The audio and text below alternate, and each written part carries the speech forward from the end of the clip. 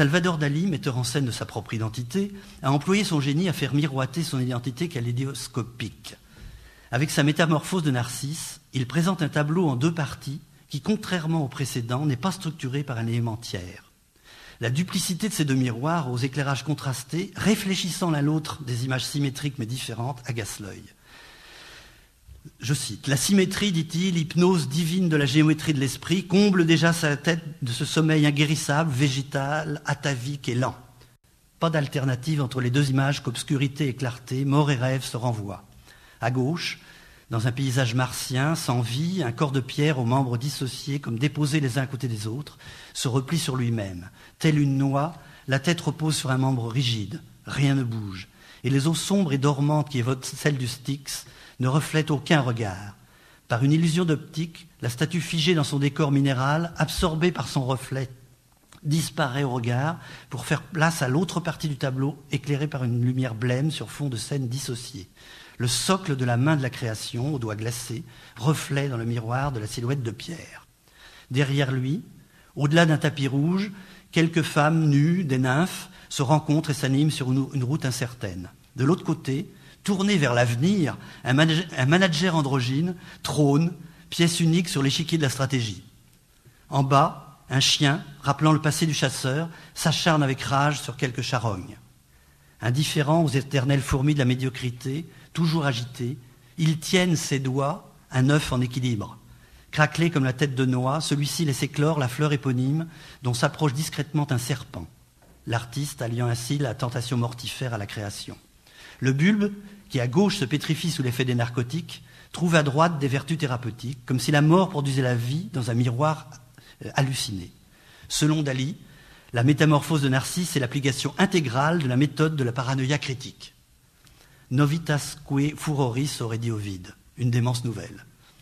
Dans sa tentative de rassemblement et d'unification de l'image, l'artiste crée-t-il ainsi en désintriquant vie et mort son espace imaginaire, comme pour s'opposer à la menace de désintégration dans le miroir.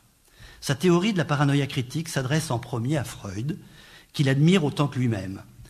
Il conte, à qui veut l'écouter, sa propre légende, l'histoire d'un double, l'histoire de ce petit Salvador mort avant sa propre naissance, et dont il prit la place comme une copie, dans le cœur de ses parents, qu'ils prénommèrent lui aussi Salvador, le Sauveur. Cherchant à se faire reconnaître, il se rend à Londres en 1939 pour y rencontrer le découvreur de l'inconscient et lui proposer en offrande à son admiration la métamorphose de Narcisse. Freud est troublé mais conquis. Il écrit à Stefan Zweig « Jusqu'ici, j'inclinais à penser que les surréalistes qui m'ont, paraît-il, choisi pour saint patron étaient complètement fous.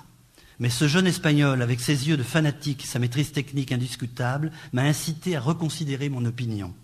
Le regard de fanatique, c'est-à-dire de gardien du temple, a la violence du voir de ceux qui savent.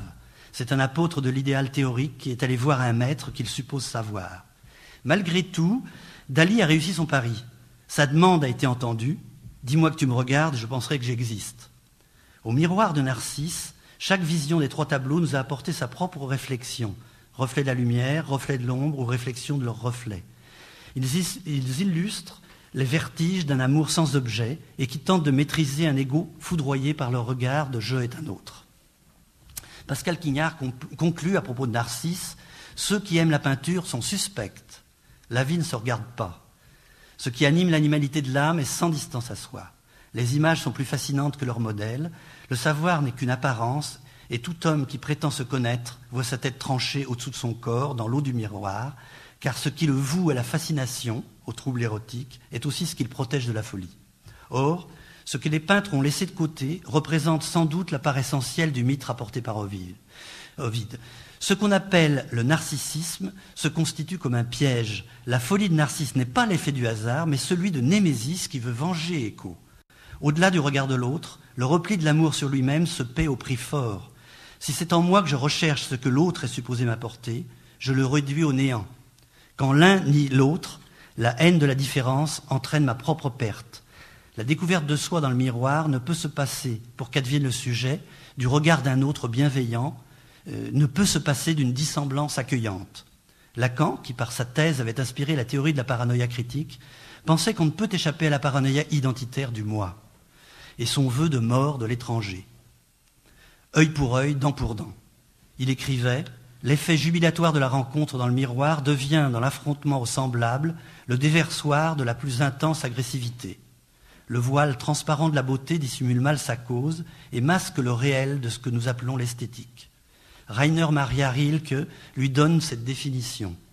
Car le beau n'est que l'amorce du terrible. C'est tout juste si nous le supposons, et si nous l'admirons tant, c'est qu'il dédaigne froidement de nous détruire. Du grand haine de Narcisse à la haine de Narcisse, il y a la fulgurance suicidaire d'un regard qui se voit de plein fouet.